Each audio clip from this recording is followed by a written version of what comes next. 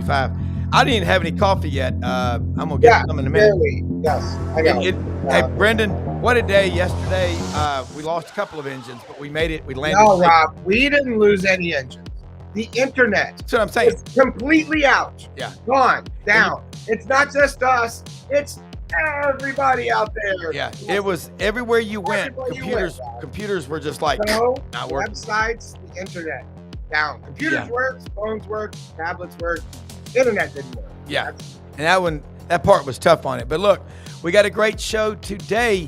Jordan Davis Hill, 247 Sports, covers the Georgia Bulldogs. Also does a great podcast, the Junkyard Dog Podcast. Brandon Drumm, OU Insider, checks in from Norman. That's going to be a lot of fun. We're also going to have Yancy Porter, Rebel Yell Hotline, and Rodney Orr, TiderInsider. Hey, do us a favor. Take a picture with your cell phone of these QR codes. We've got Twitter, Facebook, take a screen grab, and YouTube. Yeah, screen grab. Screen grab, because 83% of you are watching on your phones.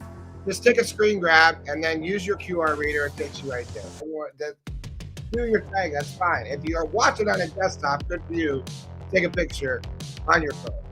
Yeah, and look, share it and like it with your friends, amigos, acquaintances, colleagues, and esteemed colleagues. So, look, a lot to talk about in the SEC and college football right now. Let's bring in Jordan Davis Hill. Jordan, appreciate you sharing your time with us on this Tuesday morning. Watched a lot of football over the weekend, a lot. That game over in Athens. It's a new SEC. You had that track meet up in Knoxville a few weeks ago. Georgia won. You had that track meet Saturday, almost an identical score.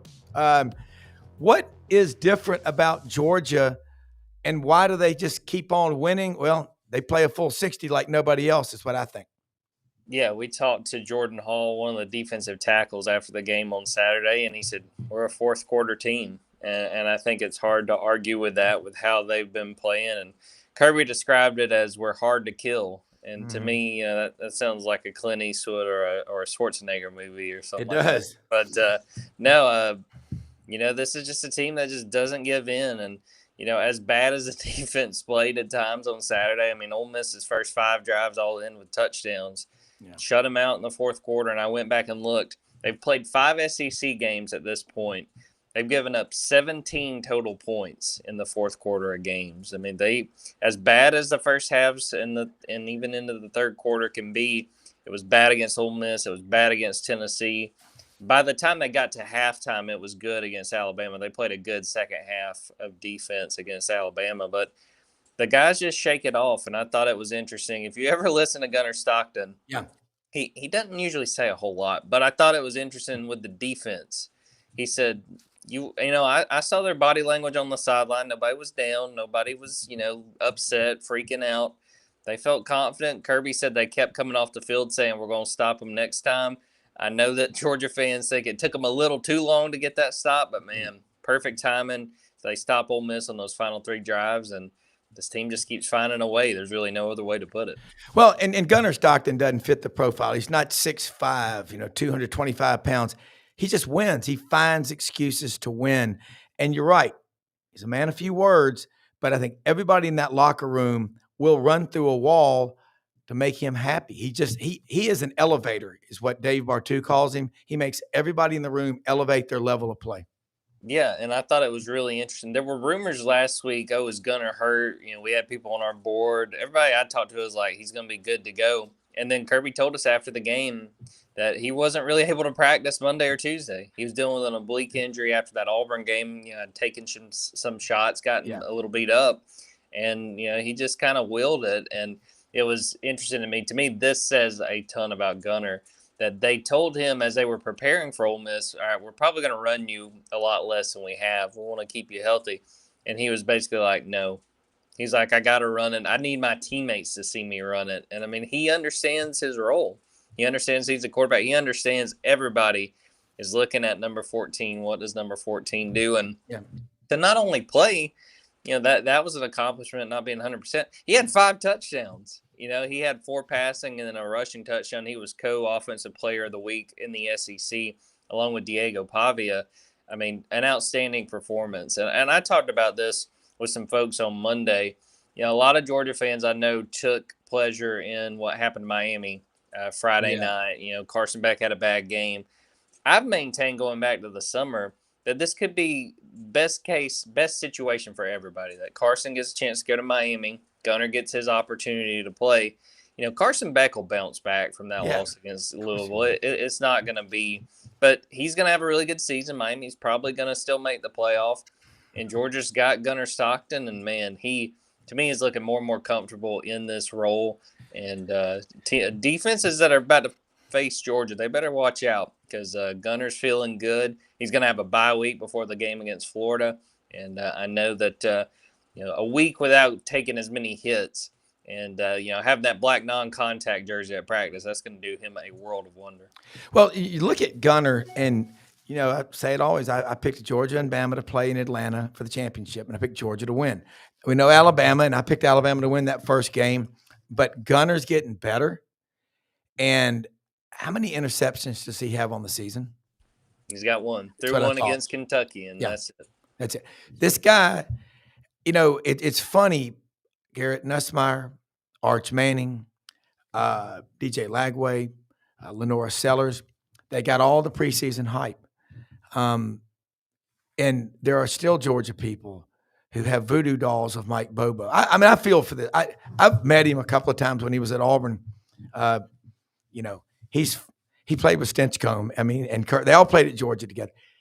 Talk about the day in, day out relationship between Mike Bobo and Gunner Stockton, because it's a story that's driving Georgia. Yeah, that is a relationship that goes back to Gunner being a kid. George Bobo, Mike Bobo's son. Mike Bobo's father, rather. Yeah. He, from what I've understood, when Gunner was young, he was kind of coaching him on how to play quarterback. As he was growing up in Rabun, and that was a guy that. I remember, Rob, I was covering Auburn the year Mike Bobo was offensive coordinator. A lot of Auburn fans were convinced Gunner was going to come to Auburn because Mike Bobo was there. Gunner was committed to South Carolina when Mike Bobo was there. He leaves. And then Gunner winds up committing to Georgia before Mike Bobo winds up coming back there. He was initially back as an analyst. But, that relationship goes back a long way. And I thought that this was a year where Mike Bobo was sort of betting on himself with Gunner Stockton being the quarterback. There were people rightfully frustrated with the 2024 offense. It did not play up to expectations, and I think there was a lot of pressure on Mike Bobo, but I don't know that anyone could have called a better game Saturday against Ole Miss than Mike Bobo did. The punter never came out on the field for Georgia.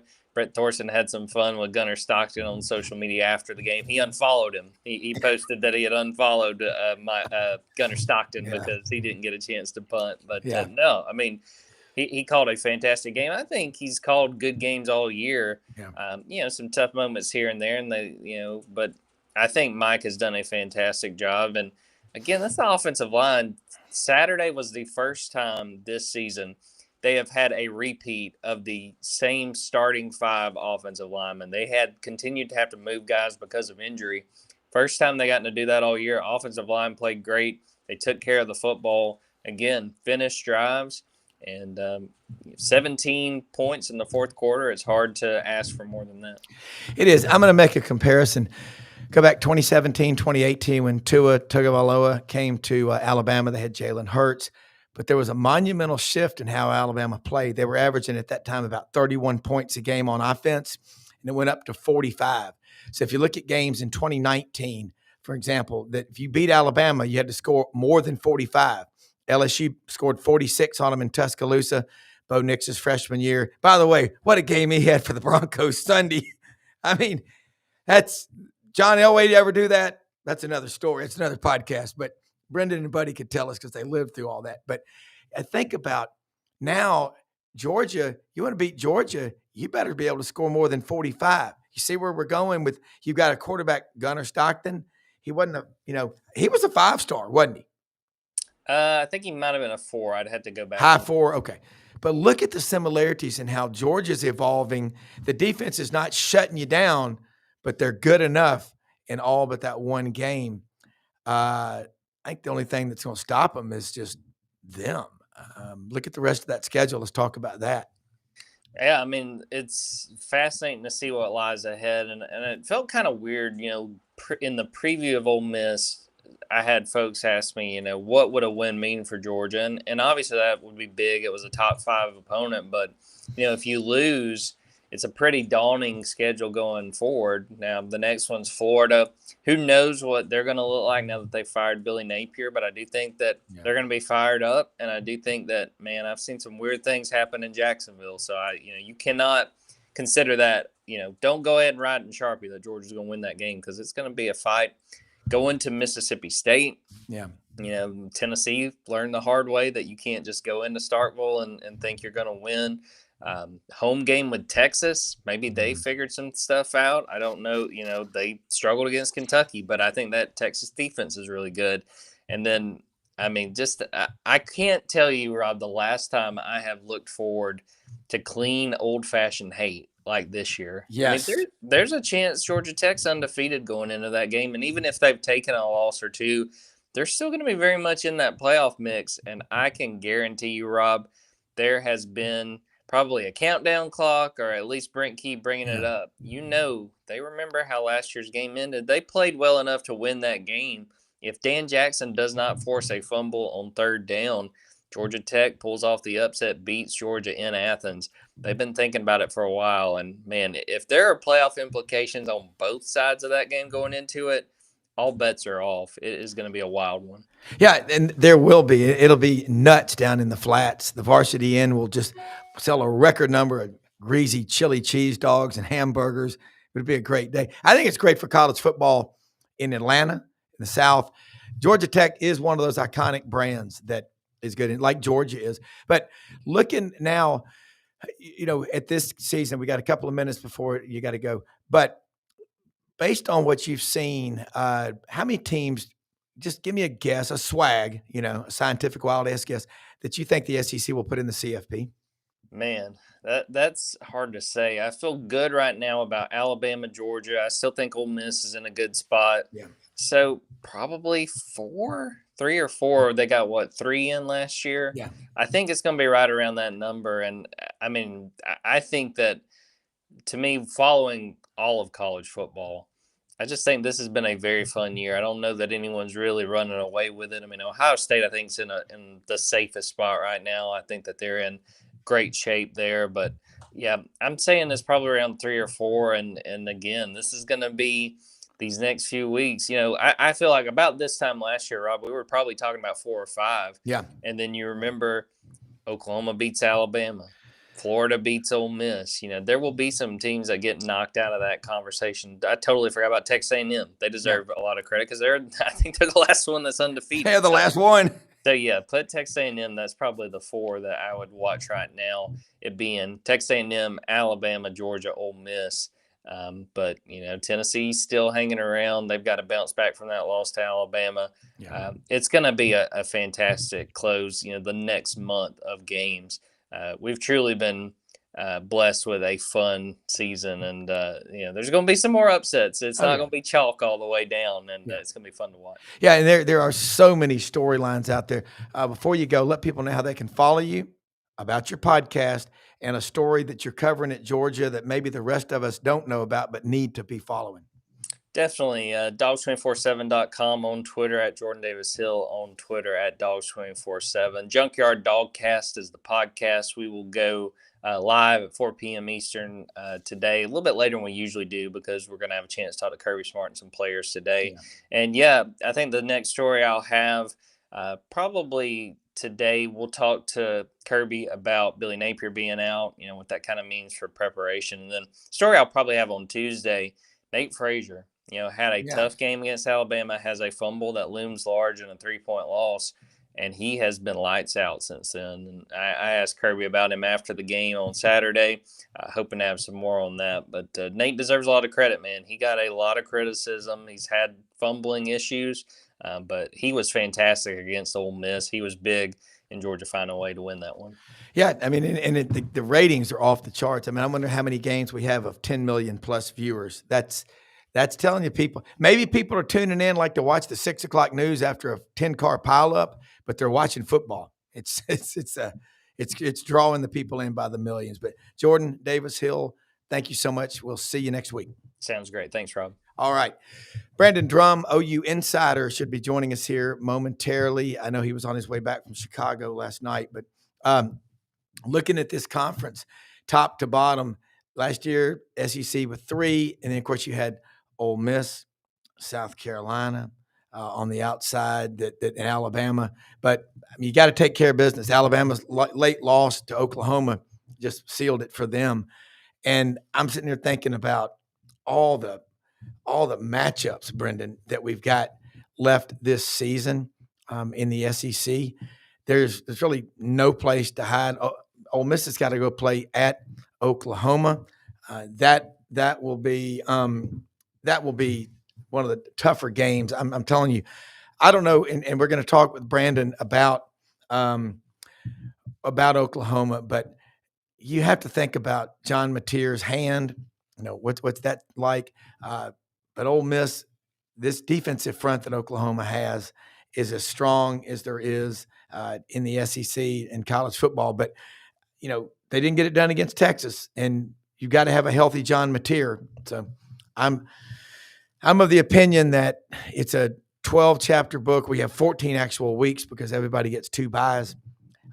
It's a 14-chapter book in reality, and you can't be looking ahead 1 week ahead to the next week because you can get beat in this league. It's too competitive. And I will say that looking around at other conferences, the Big Ten, how many top 5, top 10 matchups does Ohio State have left on their schedule? You've seen the disaster that became Penn State really fast this year, losing on the road after a double overtime loss at home against Oregon. They go out and get clobbered by UCLA, and then they lose to Northwestern. And I think it's the first time a team that was ranked that high has ever lost back-to-back games as a 20-plus point favorite. That's the problem. So, you know, I'm looking at it and saying to myself, do we have any team out there that's just absolutely unbeatable that nobody can beat? I don't think so. And I'm sending here the link to Brandon Drumm. He had it. I sent it last night. I hope he's got it, but try that. But Brendan, looking on the coaching search thing, there are going to be all kind of names put out there for Florida. And I think there are going to be other openings in the SEC by the end of the season. I don't know what else Auburn people need to see out of Hugh Freeze to know it ain't working. You know, and people might be friends with him. Good for you. Go have a picnic together. But he ain't getting the job done at Auburn, not with what they're spending. Florida raised a lot of money, Brendan, to try to fix the football program. You got a lot of really smart people there that help you. But Brendan, if you have 2 names that really stand out for the next Florida coach, throw them at me. Lane Kiffin and Drinkowitz. Yeah. I think that's what everyone's talking about. I know everybody in Oxford talking about how Lane's not going anywhere. And everyone in Gainesville is talking about how Spurrier was Lane's, he grew up idolizing him. He grew up with the visor. He grew up wanting to do it in a sense. A lot of people think that, you know, the old Stephen or Spurrier may take a trip down there and say, oh, Lane, it's time. It's your turn. Is this a potential? Florida fan likes to think yes. Ole Miss fans like to think no. I think that's a toss-up. I think, more than likely, Drinkowitz is a great candidate for Florida. I think he brings that, sort of the fire and sort of the things that I think Billy Napier lacked the most, which was sort of that let's go play football attitude. Let's go win in the swamp. Let's go, like as Urban Meyer describes the swamp, a rocket ship behind you, 90,000 screaming gators. What's better than that? And we'll bring in Brandon Drumm here, who just joins us. Brandon, welcome to the broadcast. You see us and hear us all right? Yeah, I got it. Brandon, I know yesterday you were on one of those, the Griswold family trip coming back from Chicago to Norman. I could tell you were just having a ball. Yeah, You're it back was. Caleb Williams brought us up to Chicago to go watch the Bears, family friends of ours. So we went up and hung out with them all weekend and spent time watching him play, and then hung out with him after the game for a bit. So yeah, we went up on Thursday, hung out with them for a few days, and then drove down yesterday because the kids were on fall break. Yeah. They actually missed. My middle child actually missed a football game because he chose to go watch Caleb instead. He's 10. I didn't like. Yeah. He's the quarterback, so the team wasn't very happy. But they're cool. They're in the playoffs, so it didn't really matter one way or the other. So Yeah. But yeah, that was the gist. It was a 12-hour trip. It was chaos and fun, I guess, all at the same time. And how many times did they ask, "Are we there yet?" I've been on a lot of those. No, the boys don't. They're 10 and 13. Okay. It's the 2-year-old that does that. Yes. She's ready to get there, and it's not "Are we there yet?" She just spouses out. Yeah, exactly. Well, Brandon, year 2 Oklahoma in the SEC? I got to ask you about. You got Ole Miss coming into town Saturday. It's going to be a hell of a game. Yancy Porter will be joining us here in just a minute, who covers Ole Miss, and I'd like for you to say hi to him when he comes on. We're in a minute, but John Mateer's hand. I know Not healthy. Yeah, you know the quarterback position very well. I met you at media days. Very impressed. Yep. You got a very high football IQ. I know that. Were you in the Air Force? I was. Yeah. Okay. There at Carswell Air Force Base there or Tinker. Dover. I was in Dover in Delaware. My oldest was born in Dover, Delaware, right south of Philadelphia. Okay. So, wow. Okay. Yeah. So you got a high football IQ. Talk about John Mateer's hand, and would you have played him? I mean, I know you're not a doctor, but I'm just curious. Would you have played him in that game? Was that his decision, or how'd that work? It wasn't his decision. Well, it kind of was. They cleared him. The medical staff cleared him. Yeah. He was able to grip a ball. He used a Nerf ball, which is what in like a stress ball. So he started with like a small stress ball, gripping it to get his strength back. And then the week prior, like he suited up for Kent State, right? Yeah. But he had a brace on. And that was just so if somebody bumped it or whatever, all the celebrations. But didn't play. But the next that weekend he was using a Nerf football that our kids would use to go out and throw to grip to get his grip strength back. So he didn't really do any practice all the way up. But I'll tell you, the people I talked to said they would do it all over again. They would play him all over again. I don't, and they kind of know my feeling on it too. Like, you can tell he's not stretching the ball down the field. Yeah. And he's not doing that because to stretch the ball down the field, you have to have complete control of the football and understand where to guide it. He tried it one time against Texas. Yeah. Once, where it was like more than a 30-yard pass, and it ended up intercepted. Yeah. Now, granted, I don't think Deion Burks gave 100% on that play to go get the ball. Yeah. But it happened. And, he threw an interception to end the first half. So it is what it is. John should have thrown the ball sooner. And since he's come back, he's been a little hesitant throwing the ball because I think he's second-guessing himself with his control of the football. No, I think this week is going to be completely different. I think he's going to be, I want to say, count it up, probably close to 30 days out from surgery. So he's going to be a lot better. And that's about where you're supposed to be after this to come back, was 5 weeks. Yeah. So that's where he's at. He's at 4 or 5 weeks. He's going to have his grip almost all the way back this week. So I would assume they're going to stretch the ball down the field. They tried a little bit against South Carolina. They did a fake pop screen where he threw it about 35 yards in the end zone. It was a frozen rope too. So he guided it. He put it on a spot. Yeah.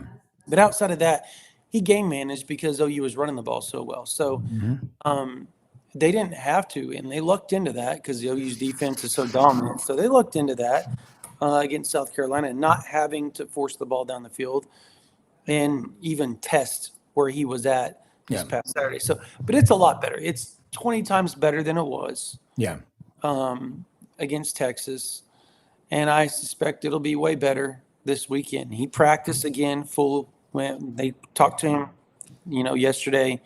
Got full access media post practice. So when he was injured, he wouldn't talk to the media. Yeah. Well, he's from Little Elm, Texas, a little town, another small town, but another high school. Not that small. Little Elm's pretty big now. How big is Little Elm? It just sounds like a small town.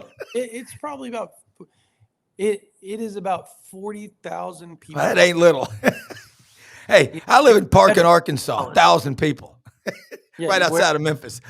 We live in Memphis, but we're in Parkin most of the time, which is maybe 1,000. The census needs to be updated. Farming community. I mean, rice, beans, corn. It's rural, and there's, a lot of towns like that in Arkansas. I understand that area. Yeah. Yep. But Brandon, looking at the SEC right now, this Oklahoma defensive front, and Ole Miss is coming in. You know what they like to do? It's a track meet. We just talked to Jordan Davis-Hill, covers Georgia for 247. I think Georgia's kind of becoming like Alabama in 17, 18, and 19. They went from averaging 31 to about 45 points a game. Ole Miss will score a lot. Defensively, they do struggle to stop the run.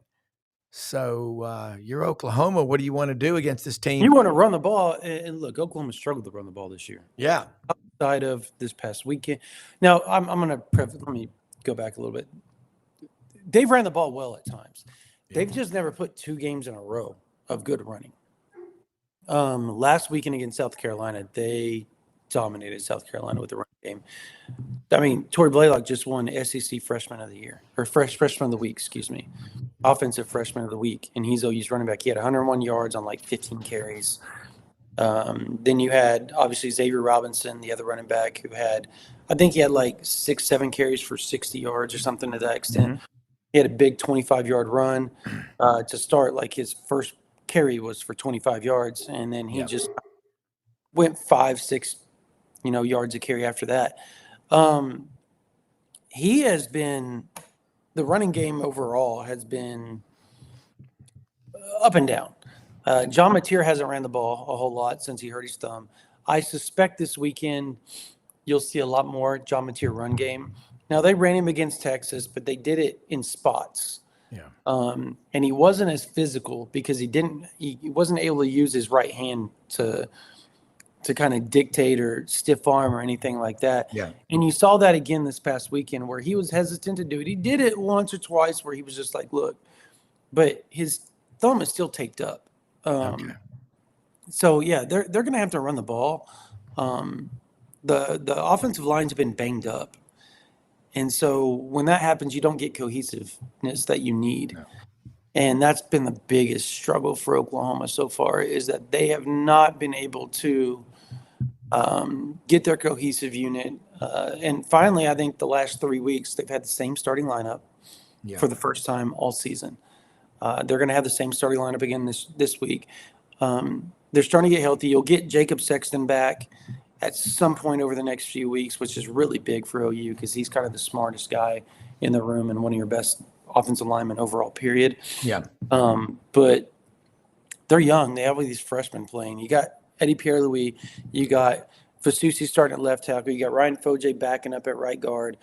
Like, there's so much youth. You've got Keith Ozitis starting at left guard.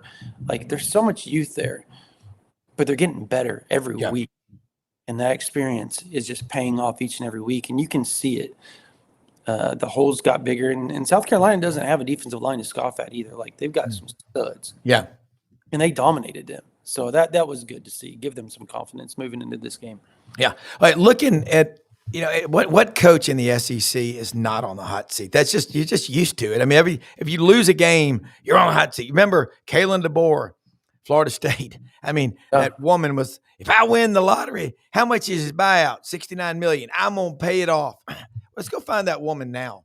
What schools wouldn't take Kalen? And his black hoodie, by the way, that he wears. For sure. Got to wear that. But, you look at Ty Simpson. You look at Gunnar Stockton. Look at John Mateer. These guys. Now John Mateer was getting a lot of preseason attention. You know that quarterback position. You're on top of it. But top to bottom, it was all Garrett Nussmeier, DJ Lagway. We pointed out yesterday morning, DJ Lagway's net yards rushing this year are 8 for the season. Oh my gosh. And Pete Cordelli, my friend, who's coached a long time, the quarterback position at Notre Dame and Arkansas and Minnesota, pointed that out yesterday. And I was like, that's hard to believe, but I believe it because Pete said it. No, it's a fact. John, how many yards rushing does John Mateer have right now? Oh my gosh, I'll look it up for you real quick. Yeah, it's just because last year he had 826 at Washington State. Following Cam Ward, it's not that much this year because of course not. Yeah, it's the SEC. You're not going to run the way that you did against everybody else. I'm looking at his rushing stats right now. Let's see all here. Just stats overall. He has got a grand total of 209 yards so far, which isn't bad. No. You put the sacks in there, so his net is 209. That's not bad. The difference is he's only averaging 3.2 yards. He averaged 4.6 last season. So that's the difference. He's thrown for almost 1,600 yards and 7 touchdowns, but he's got 6 interceptions. Now, granted, I will say this. 3 of his first 4 were not on him during the season. The wide receivers, he threw the ball where it was supposed to be. The wide receivers ran the wrong route. That's what happens sometimes, miscommunication. You see a coverage the way that it's supposed to be. The wide receiver sees it differently. The wide receiver bends the route when they're supposed to get it 2 yards outside the hash. You throw it 2 yards outside the hash, and it gets picked. And so that type of stuff happens. But granted, I mean, he's thrown for 1,600 yards. He's still got 5 games left. I would assume he's probably going to end up with about 3,500 yards or 3,000, 3,200 yards, probably something to that extent by the end of the season, which is, that's a good year. Not great, but it's his first time playing Power 4 football.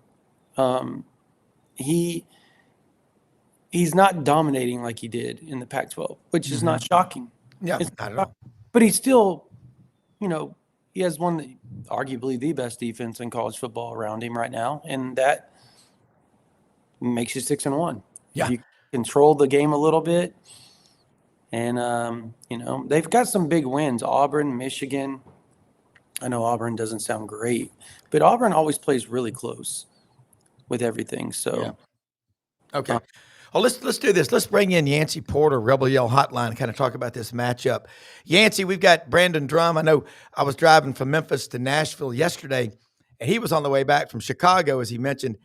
Caleb Williams invited his family up there to watch him in Chicago. But y'all got a big matchup coming up. Brandon's the OU Insider, Rivals.com out there in Norman. Yancy, Brendan, does the Rebel Yell Hotline, ginormous show Monday nights at 6 p.m., Super Talk Mississippi and Sports Talk, WHBQ in Memphis, Sports 56. But Yancy, what do you think about this matchup that Ole Miss has got to do to get a W on the road in Norman, which is a tough place to play? Aren't they all? Yeah, they really are.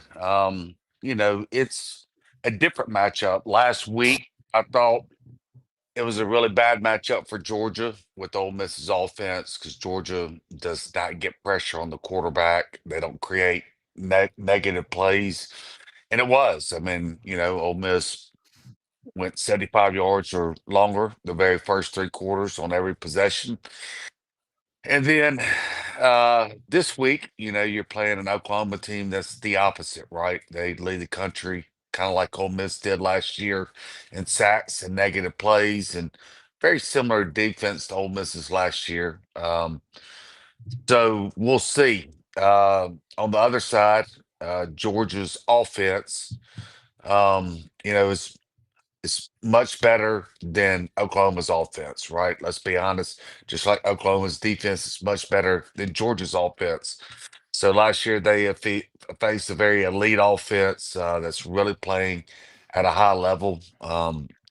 Auburn did a heck of a job against Georgia's offense.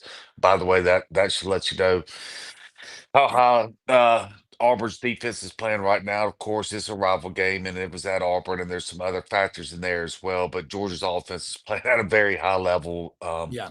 Oklahoma's is not, and so it's going to be. That's where it's going to be won. Is how successful is Oklahoma's offense against Ole Miss's defense? In my opinion, that's where the game will be won or lost. Brandon, yeah, good analysis.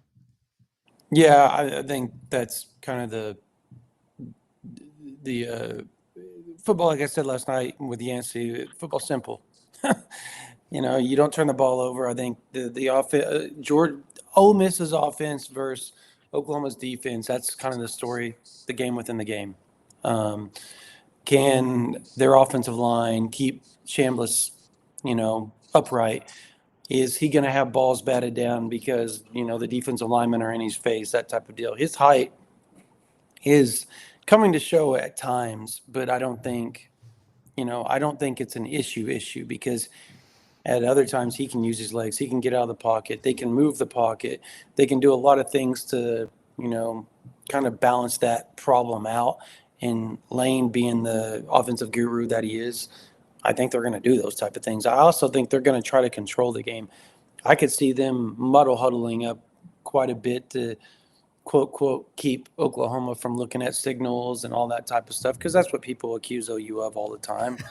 I mean, it's funny. Lane's a treasure. I thought that was hilarious. He always likes, just like he called Kirby Smart fat the weekend before. It just, he likes to poke the bear before. I love it. As my grandmother said, Kirby's just healthy. Yeah. It's funny. It's funny. Like, he loves to poke the bear. He has fun with it. And I don't think anybody takes it serious. I don't think if you talk to Brent Venables, and we'll get to do that here later on this morning, I don't think he's going to take it that serious. I think he's probably going to laugh it off. He might say something like, I don't, steal or whatever. But I don't think he's going to take it because it's Lane. Yeah. Everybody knows how Lane is. But overall, yeah, that offensive line for Ole Miss versus OU's defensive line is such a huge matchup to watch there. And vice versa. Can Oklahoma run the ball against a team that struggles against the run? I think that's the other part is, can Oklahoma get 2 games in a row where they can run the ball like they did against South Carolina? I don't know if they can, but I haven't seen it yet this year, but maybe they can. My feeling We'll is see. Ole Miss's offense is going to get theirs, right? I mean, Oklahoma is in another stratosphere than Georgia's defense. I mean, Oklahoma's defense is elite, but Ole Miss's offense is one of the top 2 or 3 offenses in the country. They're going to get Yeah. theirs.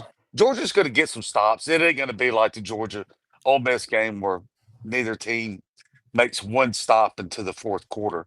Yeah.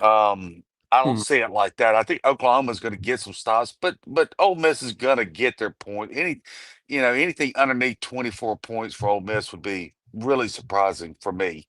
I'll take that at Auburn right now. Yeah, I'll take but that's 24. not the problem. That's not the problem. Ole Miss, they might have to score 35 or more, right? And that's the question. They're going to get their 24 minimum, but can they get it to 35 or more?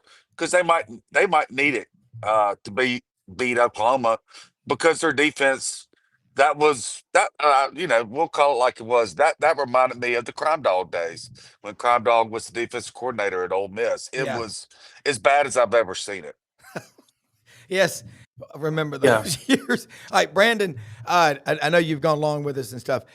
Before you go, and thank you so much for sharing your time with us. We got to get you back on, and I know I tried to get you on with Yancy last night. It was a wild night. That was on you there. did. He got on. And thank you, There Brandon. was confusing because Thank you for bending over.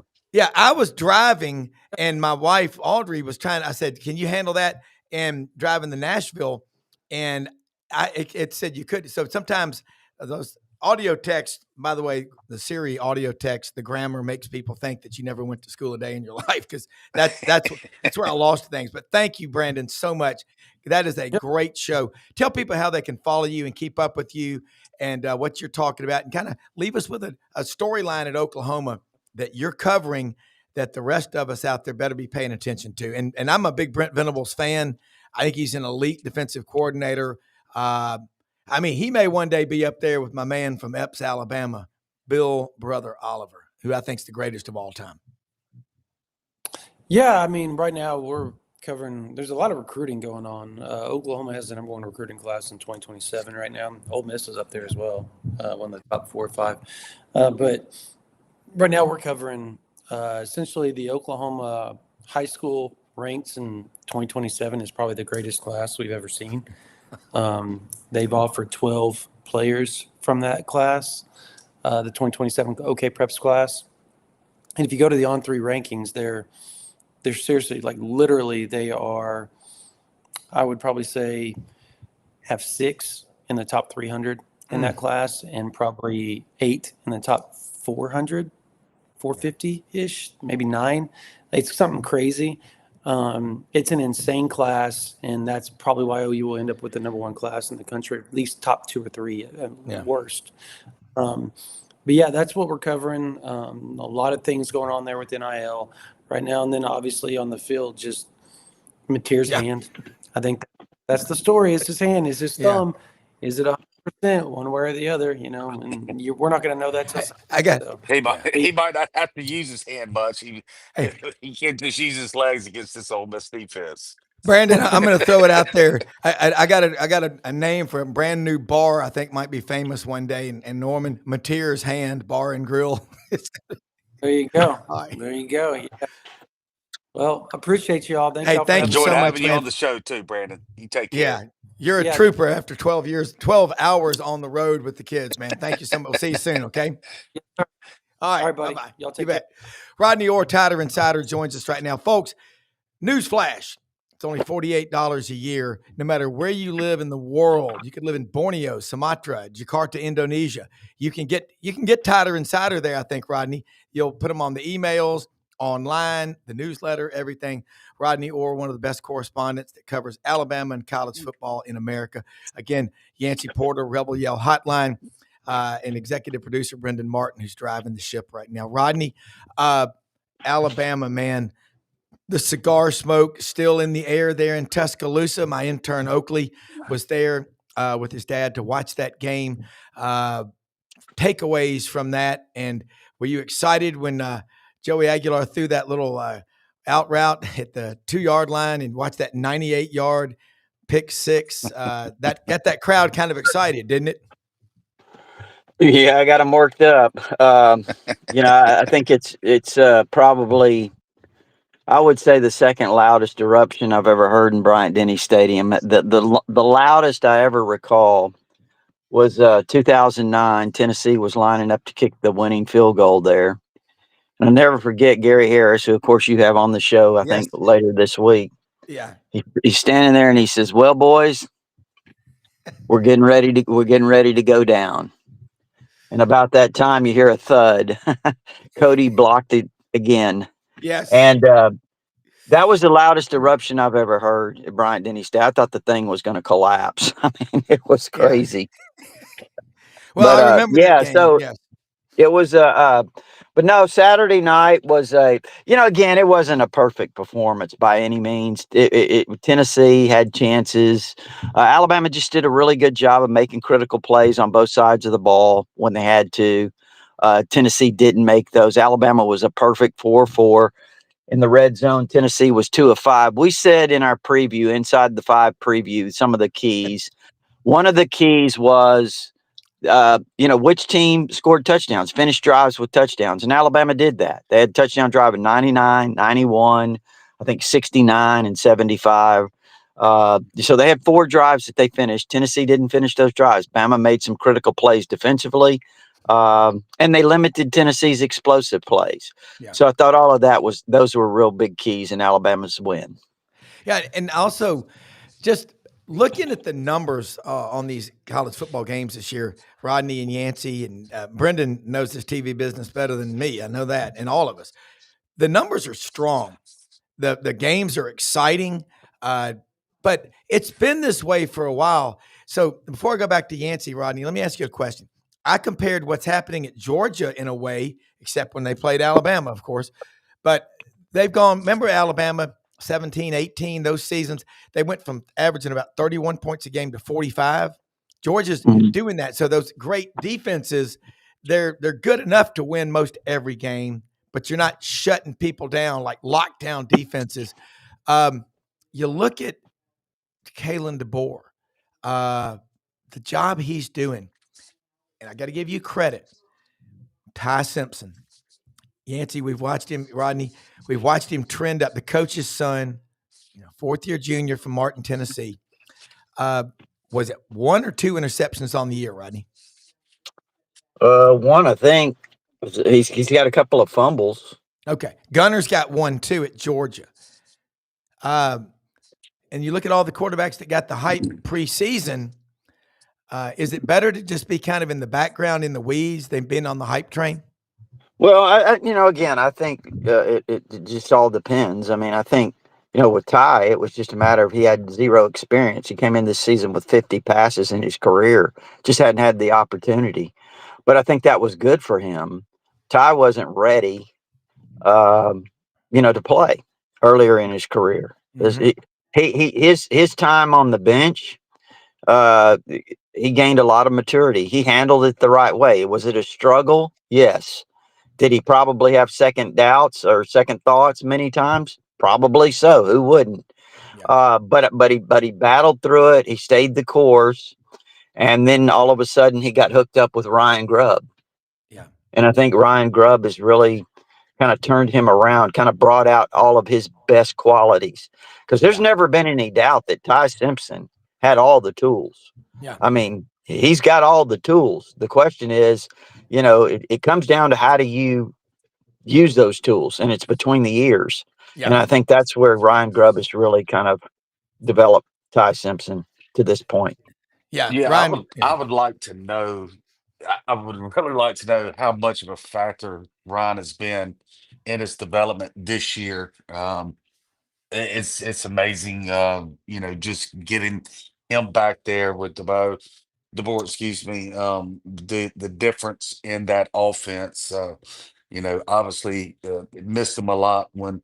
What was it? Ryan was at Seattle last year. Is that right? I can't remember. Correct. Yes. It's just it's just kind of like Batman and Robin, and obviously Ron's Batman, and excuse me, Robin, and DeBoer missed him tremendously last year. But kudos to Ty, someone who in today's era of climate, who sits 4 years, right? Yeah. To their turn, and now he can be the #1 pick in the NFL. And so Yeah. it's a lesson to learn for everybody that's coming up in college football through the high school ranks. And, sometimes it's not best just to jump from school to school, trying to get on the field. And sometimes it's best to do it the old school way and to develop. And, I think he's going to be the poster child, Ty is, of being patient and doing it the old school way. And I hope he does go #1. I think it will be a good example for all of the kids coming up through the high school ranks. Yancy, I agree with you 100% on that one. And you look at Trinidad Chambliss from Grand Rapids, Michigan. Remember I was talking to you. I said, "Is he from Trinidad and Tobago?" And you said, "No, he's from Michigan." I'm like, "Okay." But great story, by the way. I read about him in The Athletic, and the story of and look at Austin Simmons. I mean, the way he's supporting him. That's good for the locker room. Yeah, it's Austin's in a very similar situation that Ty was in. This is year 3 for Austin, and it was supposed to be his team, and then he gets hurt, and Trinidad just comes in and lights it up. And it's going to be interesting to see. Does he take the Ty Simpson route? And it's going to be wide open for him next year, unless Trinidad wins an appeal for 5th year. But even if he does, Austin's still got the tools to win the job. What does he do? Does he chase another school and goes into a new system with a new quarterback coach and a new coordinator and a new head coach and new teammates, or does he try to battle it through like Ty did? We'll see. Yeah. Well, and you look, Rodney, looking at Alabama and looking at the rest of the schedule, you can't look past the next opponent. We live in a world where I'm looking outside. The sun came up this morning, and I'm in Nashville. Vanderbilt is in the top 10. The last time that happened, I think Harry Truman was in the White House. Am I correct? You might be. I'm serious. I'm surprised it was that soon. Yeah.